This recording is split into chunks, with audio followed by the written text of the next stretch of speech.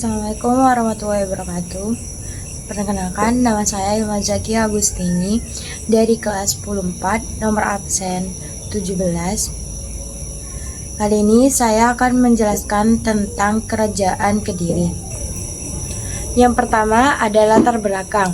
Kerajaan Kediri berawal dari pembagian Kerajaan Airlangga menjadi Jenggala dan Panjalu. Untuk mencegah konflik, namun persaingan tetap terjadi sehingga akhirnya Panjalu atau Kediri menang dan menjadi kerajaan kuat di Jawa Timur.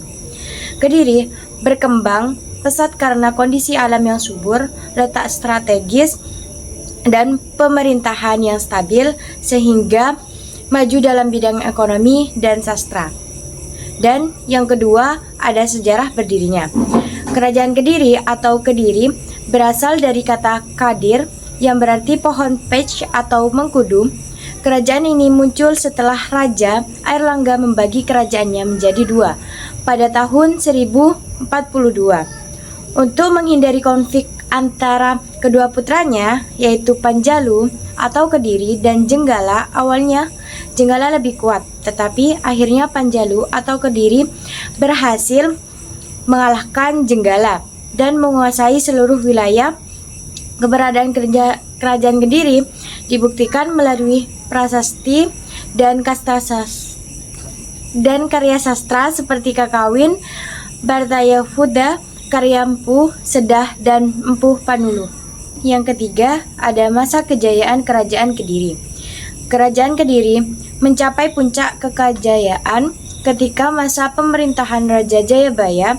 Daerah kekuasaannya semakin meluas yang berawal dari Jawa Tengah meluas hingga hampir seluruh daerah Pulau Jawa. Selain itu, pengaruh Kerajaan Kediri juga sampai masuk ke Pulau Sumatera yang dikuasai Kerajaan Sriwijaya. Kejayaan pada saat itu semakin kuat ketika tercatat dalam kronik Cina yang bernama Chou Kufai pada tahun 1178 Masehi, berisi tentang negeri paling kaya di masa Kerajaan Kediri, pimpinan Raja Srijayabaya. Dan yang keempat ada runtuhnya Kerajaan Kediri. Kerajaan Kediri runtuh pada masa Raja Kertajaya akibat konflik dengan kaum Brahmana yang menolak menyembahnya sebagai dewa. Brahmanan kemudian meminta bantuan ke Arok dan Tumapel pada tahun 1222 Masehi.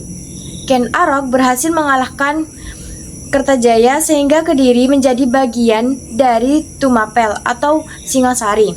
Setelah itu, Jayasabha dan keturunannya memerintah Kediri. Jayakatua kemudian berontak terhadap Singasari,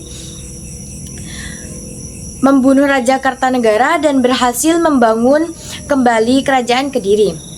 Dan yang kelima yaitu kesimpulan Kerajaan Kediri. Kerajaan Kediri merupakan kerajaan yang maju dalam bidang sastra, perdagangan, dan pemerintah, serta mencapai puncak kejayaan pada masa Jayabaya, sehingga masyarakatnya cukup makmur dan budaya perkembangan pesat. Namun kerajaan ini akhirnya runtuh setelah kalah dalam Perang Gentar dan kemudian digantikan oleh kekuasaannya baru di Jawa Timur. Sekian yang dapat saya sampaikan, kurang lebihnya mohon maaf. Wassalamualaikum warahmatullahi wabarakatuh.